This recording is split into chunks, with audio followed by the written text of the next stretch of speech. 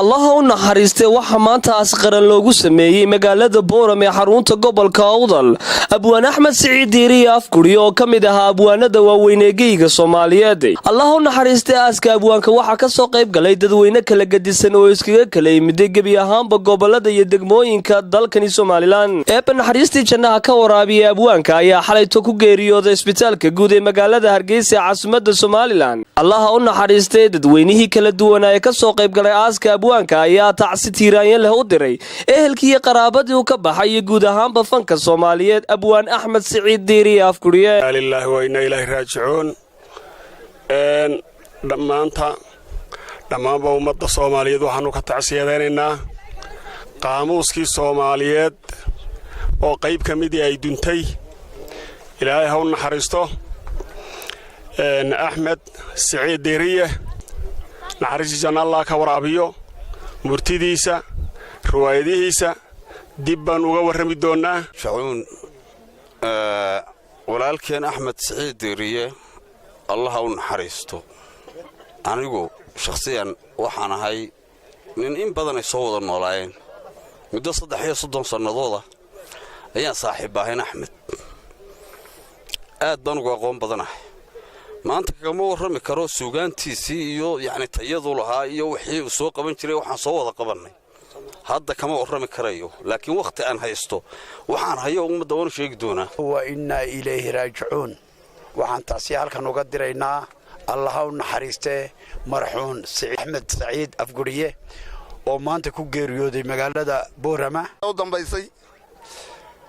waana la yaqaan nin caam oo maxaan ku oriyay bini'aadanka كرنبات قشيبها وإن إليه راجعون كل نفس ذائقة الموت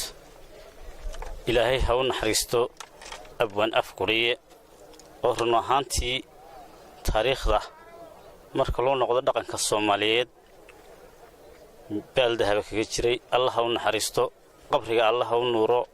إلهي جنة الفردوسنا كورابيو إنا لله وإنا إليه راجعون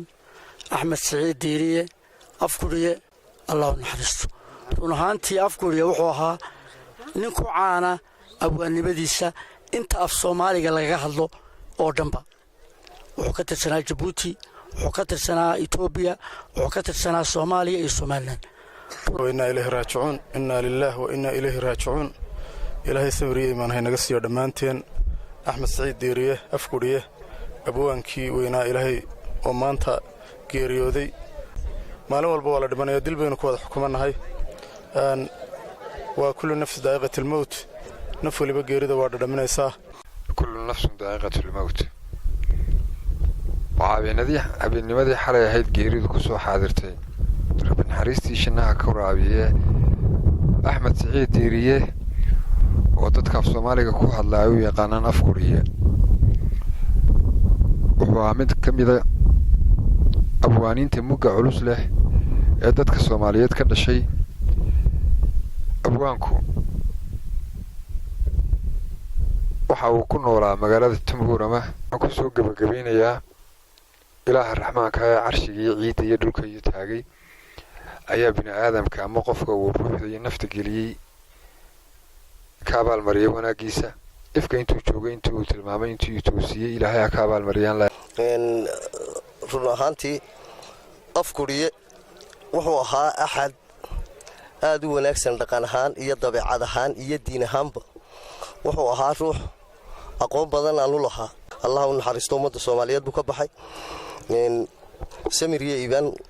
qoyskiisii eheladiisii qaraabadiisii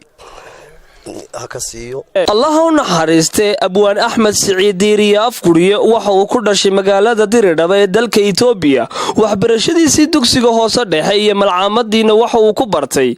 isla magaaladaasi wuxuu markii dambe fanka ka bilaabay magaalada Hargeysa sanadii 1987 wuxuuna halkaasi kala bilaabay kooxdii Waabari intaasi kadib wuxuu abwaanku kaalin laxaad leh ka qaatay isla kooxdii Waabari oo in muddo ah ku sugnaa magaalada Muqdisho ee xarunta koonfurta dalka Soomaaliya. Sanadii 1992 waxa uu wareegay dalka Djibouti ee jaarka la ah Somaliland, waxa uuna alin hor leh ka qaatay horumarinta fanka. Waxa uu sidoo kale ka mid ahaa rukumadii ay ku taagneed kooxdii deegaan ee ka dhisnayd dalkaasi Djibouti. Wuxuuna riwaayadiisii ugu horeysay ka curiyay isla dalka Djibouti, taas oo lagu magacaabi jiray jacayl biyo hoostii lagu beeray. Rabbi naxariistii jannaha ka waraabiyay waxa uu ifka kaga tagay 4 xaas iyo 15 awlaad ah, isagoo waqtiyadii ugu dambeeyayna ku noolaa magaala madaxda gobolka Awdal ee Boorama. Jaamac Xuseen Jaamac Dude, Somali Cable TV, Boorama.